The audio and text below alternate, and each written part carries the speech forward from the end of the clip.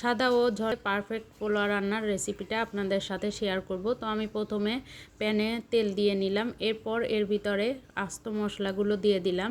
এরপর এর ভিতর আমি দিয়ে দেব পেঁয়াজ কুচি। তো পেঁয়াজটা দেওয়ার পর একটু ভালো মতো লাল করে ভেজে নিতে হবে। পেঁয়াজটা একটু লাল লাল করে ভেজে নিলে পোলার ভিতরে দেখতেও সুন্দর হবে। তো এই যে আমার পেঁয়াজটা হয়ে এসেছে, এই পর্যায়ে আমি এখন বাটা মশলাগুলো দিয়ে দিব। তো আমি এখানে আদা বাটা দিয়ে দিলাম, সাথে রসুন বাটা, এরপর দিয়ে দিব পরিমাণ মতো লবণ। তো দিয়ে এখন মশলাটা একটু ভালো মতো কষিয়ে নিব।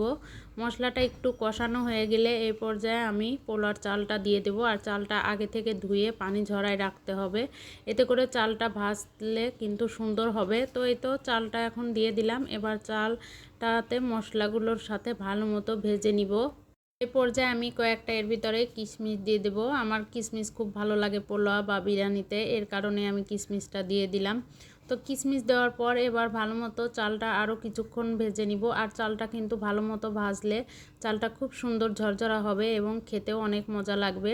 তো এই তো চালটা ভালো ভাজা হয়ে গেলে আমি এর ভিতরে গরম পানি দিয়ে দিব। আমি আগে থেকেই পানিটা গরম করে রেখেছিলাম। এরপর এর ভিতরেই তো এখন পরিমাণ মতো গরম পানি দিয়ে দিব।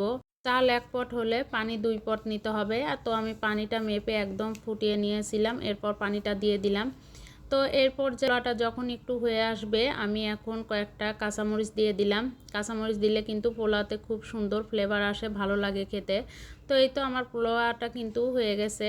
আর এভাবে পোলাওটা রান্না করলে অনেক সুন্দর হয় খেতে এবং খুব সুন্দর ঝরঝরা হবে। তো দেখুন আমার পোলাওটা কিন্তু অনেক সুন্দর ঝরঝরা হয়েছে।